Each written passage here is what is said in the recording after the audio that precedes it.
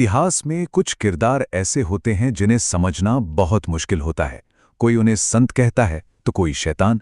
सोचिए, एक ही इंसान को आलमगीर यानी दुनिया का विजेता भी कहा जाए और जिंदा पीर यानी एक जीता जागता संत भी। हम बात कर रहे हैं औरंगजेब की। तो फिर सच क्या था? चलिए आज इस ऐतिहासिक पहेली को सुलझाने की कोशिश करते हैं। यही वो सवाल है जो आज भी इतिहासकारों को दो हिस्सों में बांट देता है। क्या औरंगजेब के सारे फैसले सिर्फ उनकी धार्मिक कट्टरता का नतीजा थे, या फिर इतने बड़े साम्राज्य को चलाने की कुछ राजनीतिक मजबूरियां भी थीं? उनके लंबे शासनकाल में इतने विरोधाभास क्यों दिखते हैं? इसे समझने के लिए हमें उनके फैसलों और उनकी शख्सियत की गहराई में उतरना ही होगा। तो हम उनके शासन को कुछ इस तरह से देखेंगे। सबसे पहले हम उनकी शख्सियत को समझेंगे, फिर उनके कुछ धार्मिक आदेशों और साथ ही साथ राजनीतिक हकीकतों पर भी नजर डालेंगे। हम जिजिया कर और राजपूतों के साथ उनके बिगड़ते रिश्तों की भी पड़ताल करेंगे, ताकि आखिर में हम उनकी विरासत पर एक संतुलित नजरिया बना सकें। तो सबसे पहले ये समझते हैं कि आखिर औरंगजेब एक इंसान के तौर पर कैसे थे, क्योंकि यहीं से हमें उनके कई कामों की वजह समझ आनी शुरू होगी। देखिए, अपनी निजी जिंदगी में औरंगजेब एक बहुत ही डिसिप्लिन्ड और धार्मिक इंसान थे। उन्हें पूरा कुरान मुंह जुबानी याद था, इसीलिए उन्हें हाफिज कहा जाता था। वो चिश्ती संतों की बहुत इज्जत करते थे और खुद एक बेहद सादी जिंदगी जीते थे। कहते हैं कि वो टोपियां सिलकर और कुरान की नकलें बनाकर अपना गुजारा करते थे। इसी सादगी की वजह से उन्हें शाही दरवेश तक कहा गया। लेकिन जब उनकी यही निजी आस्था और सादगी उनके शाही फरमानों में दिखने लगी, तो यहीं से विवाद शुरू हो गया। चलिए देखते हैं उनके कुछ ऐसे ही फैसलों को जिन्होंने इतिहास की दिशा बदल दी। औरंगजेब ने कई ऐसी परंपराओं पर रोक लगा दी जो मुगल दरबार की पहचान हुआ करती थीं। उन्होंने दरबार में संगीत पर पाबंदी लगा दी, पारसी त्योहार नौरोज को बंद करवा दिया और यहाँ तक कि तुलादान और झरोखा दर्शन जैसी रस्में भी खत्म कर दीं, जो अकबर के ज़माने से चली आ रही थीं। और इसका असर सिर्फ दरबार तक नहीं रहा। होली, दिवाली और यहाँ तक कि मुहर्रम के जुलूस जैसे त्योहारों को सार्वजनिक तौर पर मनाने पर भी सख्त पाबंदियां लगा दी गईं। लेकिन शायद उनका सबसे विवादास्पद कदम 1669 में आया, जब एक शाही फरमान जारी हुआ।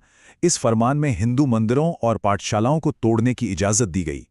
इसी आदेश के बाद काशी विश्वनाथ और मथुरा के केशवदेव जैसे बड़े और पुराने मंदिरों को तोड़ा गया।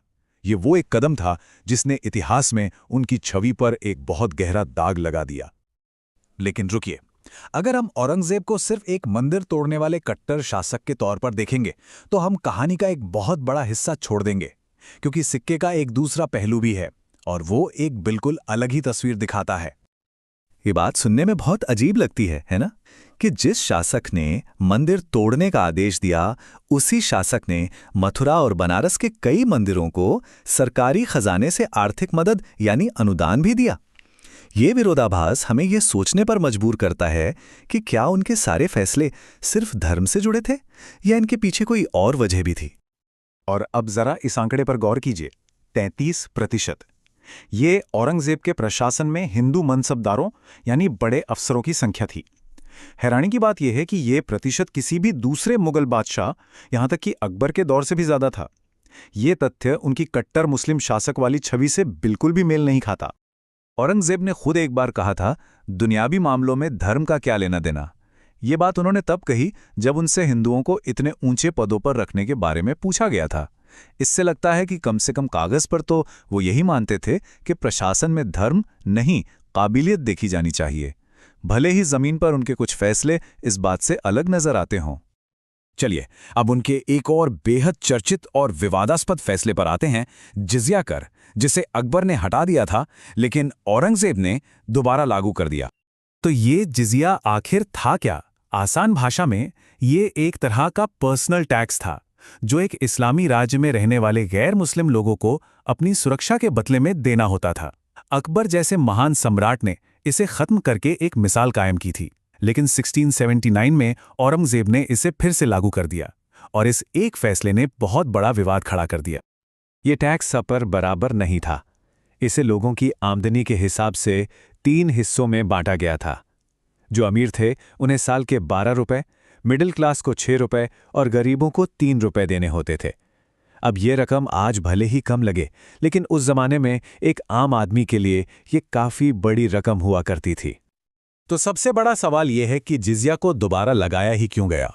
इतिहासकार इसके पीछे दो मुख्य वजहें बताते हैं। एक है धार्मिक नजरिया, जिसके मुताबिक औरंगजेब भारत को दार-उल-इस्लाम यानी एक आदर्श इस्लामी राज्य बनाना चाहते थे, और दूसरा है राजनीतिक नजरिया, जो मानता है कि राजपूतों और मराठों से बढ़ते टकराव के बीच ये मुसलमानों को अपने पक्ष में करने और खाली होते शाही खजाने को भरने का एक तरीका था। राजपूत जो पीढ़ियों से मुगल साम्राज्य की रीढ़ की हड्डी बने हुए थे, लेकिन औरंगजेब के दौर में ये मजबूत रिश्ता टूटने लगा और इसके नतीजे बहुत दूर तक गए। रिश्तों में ये कड़वाहट कैसे आई, ये इस टाइमलाइन से साफ हो जाता है। पहले 1667 में मिर्जा राजा जयसिंह और फिर 1678 में महाराजा जसवंत सिंह की मौत हो गई। ये दोनों ही साम्राज्य के सबसे वफादार राजपूत स्तंभ थे। उनकी मौत के बाद औरंगजेब ने मारवाड़ को सीधी मुगल शासन में लाने की कोशिश की। यहीं से एक ऐसा खूनी संघर्ष शुरू हुआ जो अगले 30 साल तक चला।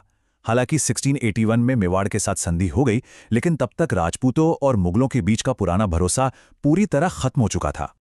महाराजा जसवंत सिंह की मौत पर औरंगजेब की ये जो प्रतिक्रिया थी, वो उनके बदले हुए रवैये को साफ दिखाती है। उन्होंने कहा, आज कुफ्र का दरवाज़ा टूट गया। ये सिर्फ कुछ शब्द नहीं थे, ये राजपूतों के प्रति एक सख्त होती नीति का साफ साफ ऐलान था।